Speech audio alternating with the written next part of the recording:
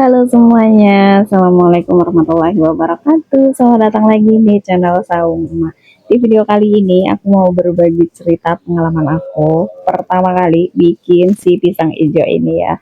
Jadi pisang hijau ini saya terinspirasi dari teman ya yang memang dia ahli bikin gitu ya.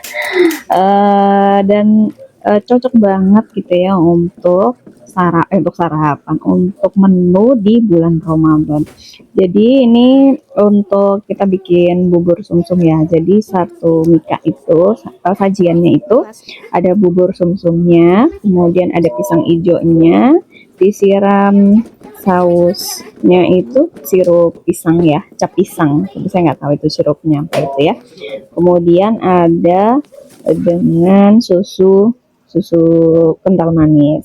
Dan pertama saya bikin ini ya, bikin bubur sumsumnya. Tapi untuk bubur sumsumnya ini takarannya udah pas sih menurut saya ya. Enak gitu kalau misalnya teman-teman mau bikin takarannya udah pas menurut saya ya.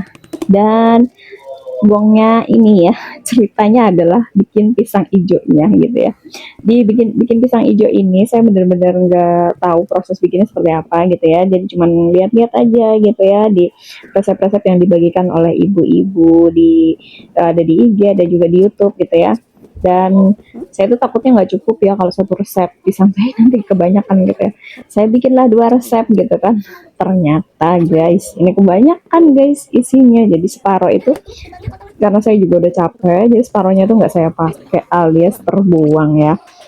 Mau saya simpen juga rasanya kayak untuk apa gitu ya, mau disimpan gitu kan. Tapi ya sudahlah, kita harus berlega hati, berlegowo. Kalau misalnya di proses belajar kita itu memang banyak buang bahan ya nggak sih gitu ya. Dan ini ngaduknya bener-bener capek banget guys ya kan.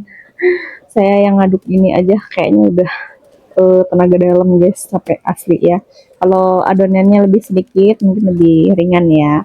Kemudian kita terakhir ini saya kasih margarin, kemudian diaduk-aduk supaya tidak lengket, teksturnya jadi mudah dibentuk gitu ya. Setelah itu si adonan ini akan kita buat untuk kulit pisangnya. Dan pisangnya ini pisang raja, udah matang banget gitu ya. Saya belinya udah agak lama gitu. Terus udah saya kukus, jadi udah tinggal dibikin aja. Kemudian kita akan satukan si pisang sama kulitnya gitu ya. Sebenarnya kulitnya itu mungkin pertama saya bikin kurang tebal ya pertama, karena belum tahu ya sebenarnya teksturnya itu gimana sih ya kan. Akhirnya sebenarnya kulitnya ini bagus banget gitu ya, cantik gitu loh, dibentuknya enak gitu ya.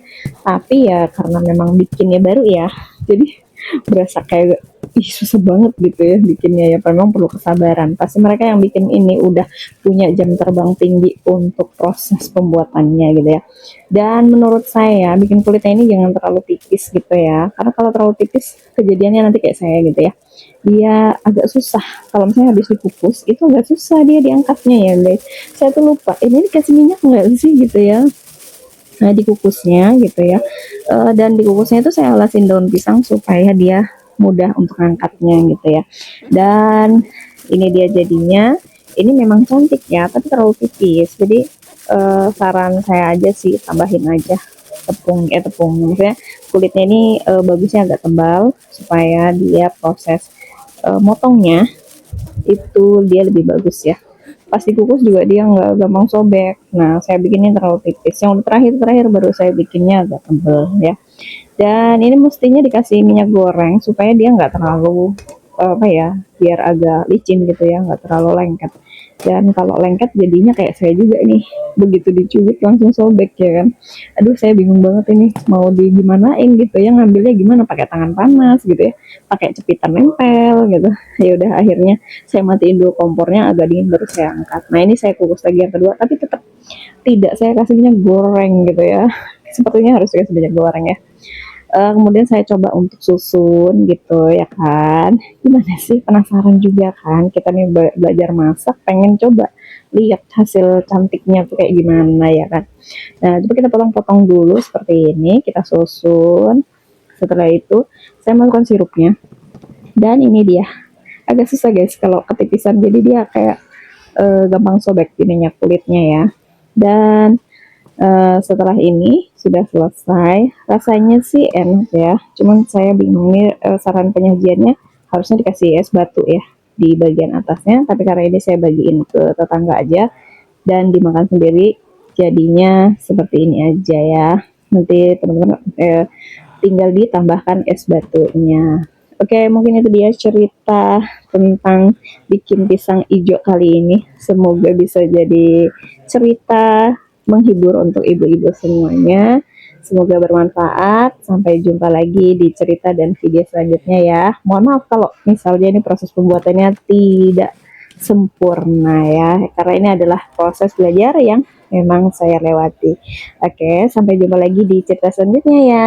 Bye bye. Wassalamualaikum warahmatullahi wabarakatuh.